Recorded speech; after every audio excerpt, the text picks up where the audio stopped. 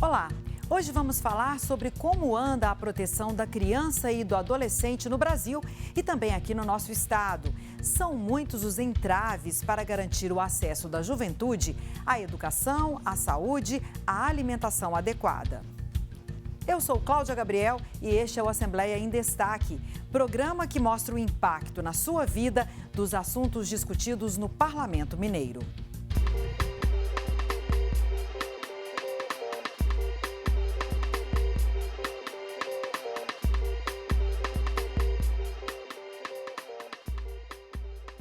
Dia 13 de julho de 2022, aniversário de 32 anos da Lei Federal que apresenta o Estatuto da Criança e do Adolescente. Mas parece que não temos muitas razões para comemorar. Pelo menos não na visão de quem atua de perto nos mais diversos órgãos responsáveis pela proteção da nossa juventude. Num cenário de crise econômica, de pandemia, aumentaram os casos de trabalho infantil, de evasão escolar, de abuso sexual, de fome. São assuntos que já apareceram por aqui no nosso programa, mas que voltaram ao centro do debate justamente por causa dessa data comemorativa. A Comissão do Trabalho, da Previdência e Assistência Social discutiu o tema na quarta-feira. O encontro foi um pedido do Grupo de Articulação do Sistema de Garantia dos Direitos das Crianças e Adolescentes de Belo Horizonte e Minas Gerais, que luta pela efetivação dos direitos do público infanto-juvenil. Parlamentares e convidados citaram as conquistas desses 32 anos de estatuto, como a redução da mortalidade infantil e o fortalecimento de ações de resgate e proteção à infância, assim como as de combate à exploração de crianças e adolescentes. Mas os debates principais foram sobre os desafios para manter essa proteção e a dignidade do público-alvo do Estatuto. Convidados trouxeram números preocupantes, como o que eu vou falar agora. A cada 10 denúncias de abuso recebidas pelo Disque 180, 8 são contra crianças e adolescentes. Preocupação também com o que eles consideram retrocessos na garantia dos direitos dessa população. Na reunião aqui na Assembleia, foi quase unânime entre as autoridades e especialistas a opinião de que, além da pandemia, medidas do governo federal diminuíram a proteção nessa área. Para eles, um marco dessa tentativa de desmonte seria um decreto de setembro de 2019, que tentou reduzir o número de conselheiros do CONANDA, o Conselho Nacional da Criança e do Adolescente, de 28 para 18.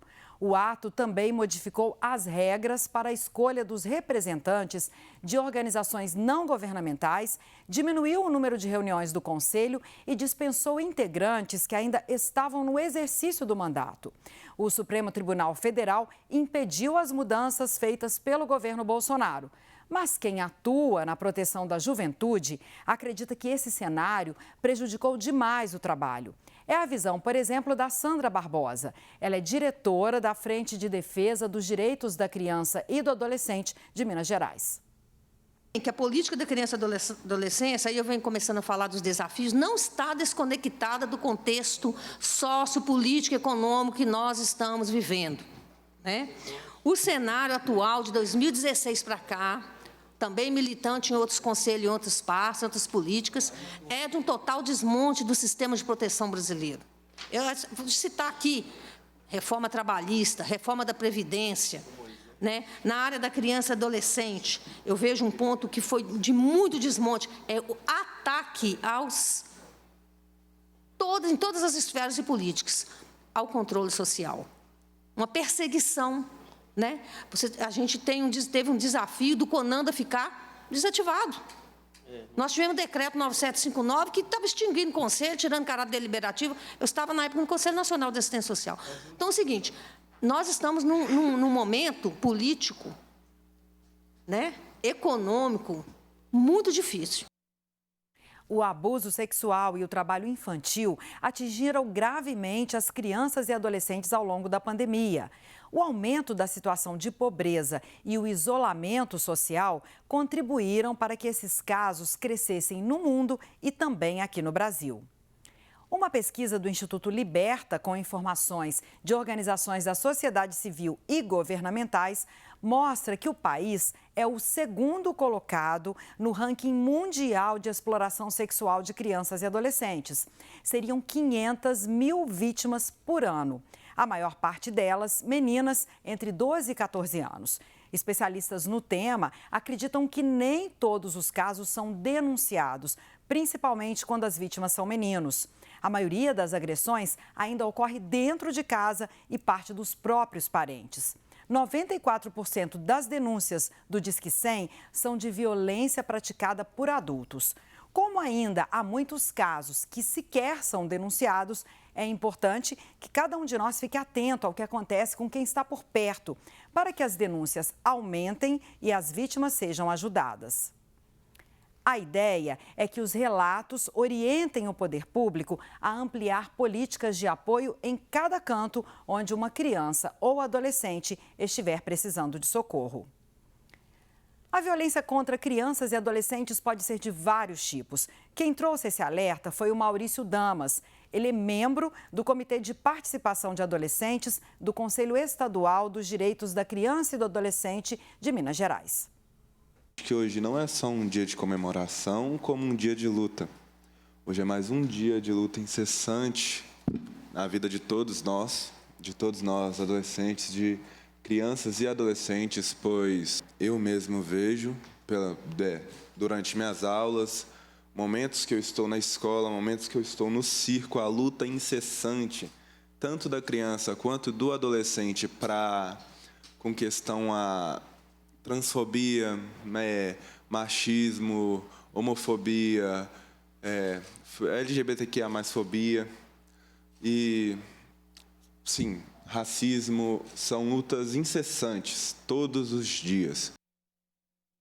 Pois é, outras crianças e adolescentes, além do Maurício, também participaram do debate promovido na Assembleia e tiveram voz. A Larissa tem 14 anos e fez questão de ressaltar a importância do Estatuto para a proteção dessa fase tão delicada de formação do ser humano. Ela também defendeu que os mais jovens conheçam seus direitos e participem da política. A melhor fase da vida é quando a gente é criança, porque é a parte da inocência, onde você não sabe das maldades. E naquele momento ali, se você não tiver uma proteção devida, se você não tiver sobre você pessoas que cuidem e as leis que te protejam, a infância se torna nada. Muitas das vezes a gente, nem conhece a lei. E ela foi feita não para o partido, não para o governo, mas foi feito para você reconhecer que você tem as suas leis e tem o direito de se defender, tem o direito de fala, tem o direito de ser criança. E eu venho falar também a importância do adolescente na política é que ele se coloque na posição para mostrar que nós devemos honrar os nossos direitos. Nós devemos conhecer e é importante reuniões como essa acontecerem para que isso seja levado à frente, para que mais crianças e adolescentes conheçam, porque hoje em dia até mesmo adultos, muitas pessoas, se você perguntar, elas nem sabem o que é isso. As comissões da Assembleia têm sido um espaço importante para debater os problemas e buscar ações para melhorar a defesa da criança e do adolescente. Os parlamentares abrem o legislativo aos especialistas, a organizações da sociedade civil, pesquisadores e agentes públicos que atuam nessa área, como os conselheiros tutelares. No mês passado, os deputados receberam integrantes do Governo de Minas, do Ministério Público, do Fórum de Erradicação e Combate ao Trabalho Infantil e Proteção ao Adolescente Trabalhador e da Frente Parlamentar em Defesa dos Direitos das Crianças e Adolescentes, para discutir estratégias de combate ao aumento do trabalho infantil. O Ministério do Trabalho afirmou que entre janeiro e maio de 2022, 188 crianças e adolescentes foram flagrados trabalhando irregularmente em Minas. Os participantes defenderam a aprendizagem profissionalizante como um instrumento eficiente para combater a exploração dessa mão de obra. Em maio, uma outra discussão evidenciou a falta de dados consolidados sobre a violência sexual contra crianças e adolescentes na pandemia. foram denunciadas a falta de recursos para os conselheiros tutelares e as deficiências na estrutura para punir os agressores por meio da polícia e do judiciário. No ano passado, na Comissão de Segurança Pública, participantes de audiência discutiram medidas para combater a pedofilia, como a mobilização e a atuação integrada entre os órgãos do poder público e a sociedade civil, além do reforço na conscientização, tanto de jovens quanto das famílias, sobre os riscos. Na Comissão de Esporte, Lazer e Juventude, conselheiros tutelares afirmaram que a pandemia trouxe questões como a morte de pais e mães pela doença e agravou problemas já existentes, como o desemprego e a perda do poder de compra, o alcoolismo e o aumento da desigualdade escolar. Tudo isso expôs mais as crianças a riscos de violações de direitos e impôs novos desafios à atuação desses profissionais. Eu acabei de falar de apenas 4 encontros que ocorreram aqui, mas a gente poderia mostrar muitos outros. O fundamental é entender que o trabalho para proteger crianças e adolescentes de violações não pode parar. E ainda hoje, os conselheiros tutelares cobram melhores condições de trabalho. A vice-presidente do Fórum Mineiro de Conselheiros e Ex-Conselheiros Tutelares, Ana Paula da Cruz, lembrou que esses profissionais são peça central para garantir os direitos dessa parcela da população. Para poder formar esses conselheiros, capacitar esses conselheiros tutelares e para poder fazer com que nós alcancemos um nível de estabilidade, um nível de excelência naquilo que é o nosso trabalho e a nossa capacitação.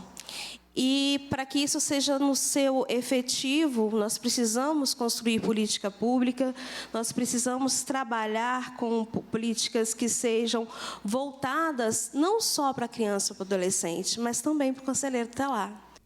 As discussões aqui na Assembleia geram ainda ações imediatas e também alimentam a produção de leis que buscam aprimorar os instrumentos de proteção das crianças e adolescentes. Assim que passam a conhecer os principais problemas, os parlamentares já apresentam cobranças aos órgãos responsáveis para agir nessa área. Somente neste ano, as comissões já enviaram cerca de 30 pedidos para intensificar medidas contra a violência sexual e o trabalho infantil. Os deputados querem ainda o incentivo à aprendizagem profissional voltada à contratação de maiores de 14 anos. Uma medida importante para evitar que esses jovens se afastem dos estudos virou lei em junho passado. Foi uma alteração na lei sobre o acompanhamento social nas escolas da rede pública.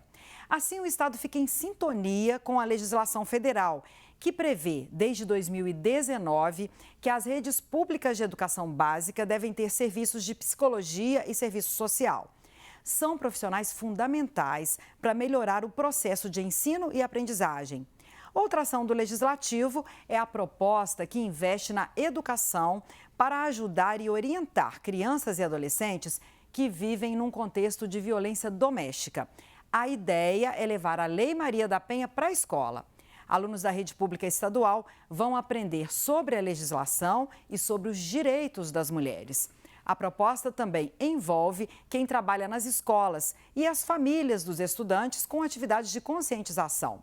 O projeto de lei foi aprovado pelo Parlamento no fim do mês passado e aguarda o sinal verde do governador. Outra lei recente assegura que os alunos da rede estadual tenham garantido o direito de transferência para uma escola mais perto da nova residência quando a mudança for motivada pela ocorrência de violência doméstica.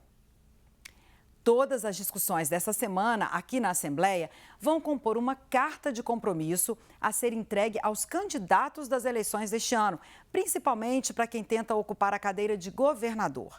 Moisés Barbosa, coordenador do Fórum de Enfrentamento à Violência Sexual contra Crianças e Adolescentes, e o deputado professor Cleiton esperam conseguir a adesão dos eleitos para as ações fundamentais nessa área.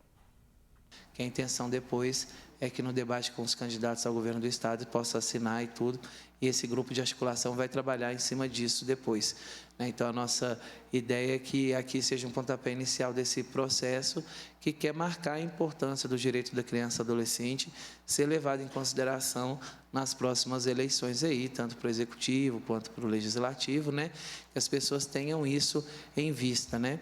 A criança e o adolescente menor de 16 anos, eles não votam, né? Não são eleitores, muitas vezes eles não sabem como ter acesso a esses espaços de defesa e garantia de direito e acaba que precisa que a gente fale por eles mesmos. É um documento do corpo que compõe essa audiência e representantes de instituições que estão engajados na defesa do Estatuto e de tudo aquilo que o envolve. Esse documento será encaminhado como proposta aos que são hoje os homens, nós não temos até agora nenhuma mulher que se candidatou, que estão pleiteando o cargo para governador do Estado, se colocando como pré-candidatos. Nosso programa de hoje termina por aqui. Para rever esta e outras edições do Assembleia em Destaque, você pode ir ao canal da Assembleia no YouTube. Ou então ao portal do Parlamento, onde você encontra todas as informações do que ocorre aqui. Eu também faço o convite para que você interaja com a gente pelo Twitter da TV Assembleia. Obrigada pela sua companhia. Tchau.